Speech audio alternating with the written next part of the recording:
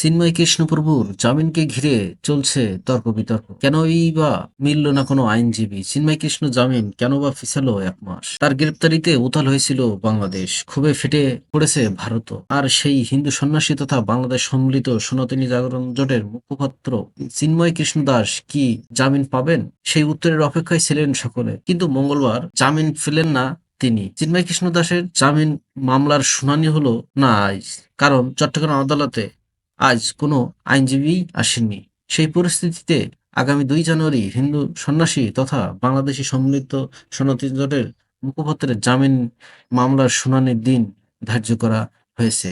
প্রথমে আমরা দেখে আসব আদালত প্রাঙ্গণের কিছু কেমন ছিল সেদিন আদালত প্রাঙ্গণের অবস্থা। এখন আমরা জানার চেষ্টা করব সেদিন কি ঘটেছিল আদালত প্রাঙ্গণে, জামিনকে ঘিরে কেনই বা আন্দোলন করেছিল চিন্ময় কৃষ্ণ প্রভুর বিপক্ষের আইনজীবীরা।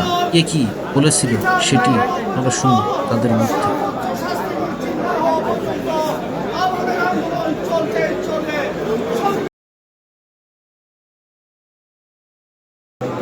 ধন্যবাদ ভাইকে। আপনারা জানেন গত 26শে নভেম্বর ইসকন নেতা চিন্ময় দাস দেশদ্রোহী কর্মকাণ্ডে জড়িত থাকার ফলে তাকে রাষ্ট্রীয় বাহিনী গ্রেপ্তার করেছে।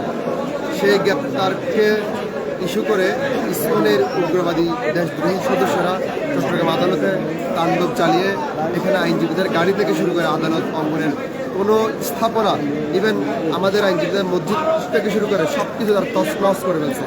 তারই প্রতিবাদে যখন আমাদের আইনজীবী সমাজ তাদের বিরুদ্ধে জাগ্রত হয়, তখন আমাদের একজন আইনজীবীকে নির্মমভাবে কুপিয়ে ওই মেহতর পট্টিতে নিয়ে গিয়ে তাকে হত্যা করে। তারই প্রতিবাদে সারা দেশ এবং বিশ্বে মুসলিম জনতা এবং দেশীয় শক্তি যেভাবে আমরা প্রতিবাদে মুখর হয়েছি, কিন্তু তারাও এখনো পর্যন্ত তাদের সেই হত্যা করার পরেও তাদের ভিতরে কোনো অনুশোচনা নাই। তারা এখনও দেশবিরোধী কার্যক্রম চালিয়ে যাচ্ছে। আজকে সেদিন চিন্ময় দাসকে জেল হাজরে পাঠালে তারা যে তাণ্ডব চালিয়েছে, আজকে আবার মিস কেজের মাধ্যমে আজকে শুনানি ছিল। আমাদের আইনজীবীদের দাবি ছিল যে এখানে আমরা চিন্ময় দাসকে আজকে শুনানি এখানে আমরা হতে দেবো না, এবং আজকে আমরা আমাদের প্রতিনিধির মুখে মহানগর দায়রা জজ পরবর্তী শুনানির জন্য দিন রাখেন।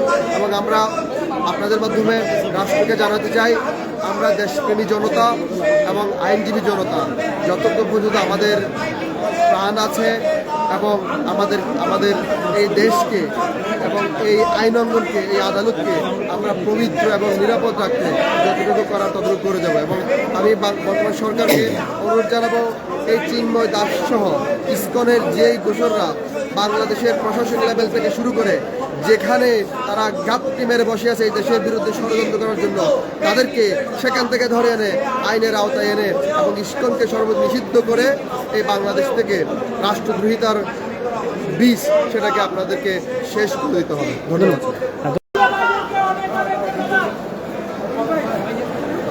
আইনজীবীদের যে বিক্ষোভ সমাবেশটি ছিল, সম্ভবত এটি এই মুহূর্তে আসলে জানেন গত 26 তারিখ এই যে কোর্ট বিল্ডিং এ যে তাণ্ডব চিন্ময়ের নেতৃত্বে চিন্ময়ের অনুসারীরা এখানে চালিয়েছে, এটা আদালত ভবনে হামলা চালিয়েছে, আপনার কোর্ট বিল্ডিং এর মসজিদে আপনার হামলা চালিয়েছে। যাবার পথে এই যে বাংলাদেশ ব্যাংকের সামনে থেকে নিরীহ আমাদের অত্যন্ত প্রিয় ছোট ভাই অ্যাডভোকেট সাইফুল ইসলাম আলিফকে ধরে নিয়ে গিয়ে এই যে কুপাইয়ে হত্যা করেছে। এখনো পর্যন্ত এই চিন্ময়ের নেতৃত্বে এগুলো হয়েছে। চিন্ময় প্রিজন সেলে থেকে দাঁড়িয়ে একটা হ্যান্ডমেক দিয়ে এক কর্মসূচি ঘোষণা করেছে, আর নির্দেশনার পরিপ্রেক্ষিতে এই হত্যাকাণ্ড করা হয়েছে। কোতোয়ালি থানা যে কটি মামলা হয়েছে, কোনো মামলায় কিন্তু চিন্ময়কে আসামি করা হয় নাই।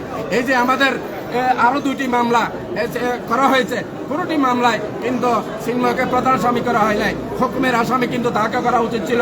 আমরা অনতিবিলম্বে চিন্ময়কে প্রত্যেকটি মামলায় হুকুমের আসামি করার জোর দাবি জানাচ্ছি এবং সবাইকে ঐক্যবদ্ধ থাকার উদাত্ত আহ্বান জানাচ্ছি। সকল মিডিয়াকে প্রকৃত তথ্য তুলে ধরার জন্য জোর দাবি জানাই, কারণ প্রকৃত তথ্য আপনারা তুলে ধরতে পারবেন। বিগত 16 বছরে মাঠে ময়দানে কি হয়েছে তার পিকচার আপনাদের কাছে আছে। সবাই এই যে আমাদের বিচার ব্যবস্থা আজকে জানেন, আজকে কোনো চিন্ময়ের কোনো কুশলী এখানে আজকে এই মিস মামলায় হাজির ছিল না, যার পরিপ্রেক্ষিতে এই মামলার তারিখ জানুয়ারিতে পড়েছে। চিন্ময়ের কারণ তারা সাহস দেখাতে পারে নাই, কারণ তারা হচ্ছে খুনি আমাদের ভাইকে ফোন করেছে। আমাদের ভাই আলিফের হত্যার মামলা, প্রতিটি মামলা দ্রুত বিচারের এনে তড়িৎ গতিতে চার্জশিট প্রদান করে দ্রুত বিচার নিষ্পত্তির জোর দাবি জানাই। সকল আসামিদের ফাঁসি চাই, আসামিদের ফাঁসি চাই। সকল মিডিয়াকে ধন্যবাদ জানাই। চিন্ময়ের গ্রেপ্তারের আমাদের কোনো আইনজীবীদের কর্মসূচি ছিল না। যখন চিন্ময়ের সন্ত্রাসীরা আদালত চত্বরে তাণ্ডব চালিয়েছে, আমরা তখন সাধারণ আইনজীবীরা এদেরকে, সাধারণ বিচার প্রার্থীদেরকে সহযোগিতা করার জন্য নির্ভয়ে বাড়ি যাওয়ার জন্য জায়গা করে দিচ্ছিলাম। আমাদের আলিফ ভাই দুপুরে লাঞ্চ করে বাড়িতে যাওয়ার পথে আমাদের রঙ্গম টাওয়ারের গেট থেকে সন্ত্রাসীরা ধরে নিয়ে নির্মমভাবে ওনাকে কুপিয়ে গুরুতর জখম করে, এমত অবস্থায় আমি সহ আরও 3 জন আমরা ওনাকে উদ্ধার করে চট্টগ্রাম মেডিকেল কলেজে নিয়ে যাই। চট্টগ্রাম মেডিকেল কলেজে নেওয়ার পরে কর্তব্যরত চিকিৎসক ওনাকে মৃত ঘোষণা করেন। এবং এখন এই পর্যায়ে আমরা বলতে চাই, আমরা এই পর্যন্ত 4টি মামলা হয়েছে, 4টি মামলার 15টিতে চিন্ময় দাসকে আসামি করা হয় নাই। এই হত্যাকাণ্ডের সর্বোচ্চ নির্দেশদাতা, ইন্ধনদাতা হিসেবে চিন্ময় দাসকে হুকুমের আসামি করে গ্রেপ্তার করে এই হত্যাকাণ্ডের বিচার দ্রুত বিচার ট্রাইব্যুনালে নিয়ে অতি দ্রুত সম্পন্ন করার জন্য বিজ্ঞ সাধারণ আইনজীবীদের পক্ষ থেকে আমি। এদিকে আদালত প্রাঙ্গণ ছিল প্রশাসনের কঠোর নজরদারি, বিজিবি র্যাবের পাশাপাশি ছিল সেনাবাহিনীও। এমনকি আদালত প্রাঙ্গণে প্রবেশের আগেই সকল যানবাহনকে করা হয়েছে তল্লাশি। আদালত এলাকার অবস্থা ছিল শুনশান এবং নীরবতা। অপরদিকে সংশ্লিষ্ট মহলের দাবি, প্রাণ ভয়ে চিন্ময় প্রভুর হয়ে কোনো আইনজীবী সওয়াল বা জামিনের শুনানি করতে আসেননি। আদালতে এলে তাদের উপর হামলা চালানো হতে পারে বলে আর আশঙ্কা প্রকাশ করেছিলেন চিন্ময় প্রভুর এক আইনজীবী। এমনকি ইসকন কলকাতার সহসভাপতি এবং মুখপাত্র রামরমন দাস দাবি করেছেন যে চিন্ময় প্রভুর আইনজীবীর উপর মৌলবাদীরা হামলা চালিয়েছে, তার জেরে আইসিইউতে ভর্তি আছেন তিনি। আর সেই পরিস্থিতিতে নিজের প্রাণের ঝুঁকি নিয়ে কোনো আইনজীবী আজ চট্টগ্রাম আদালতে আসেননি।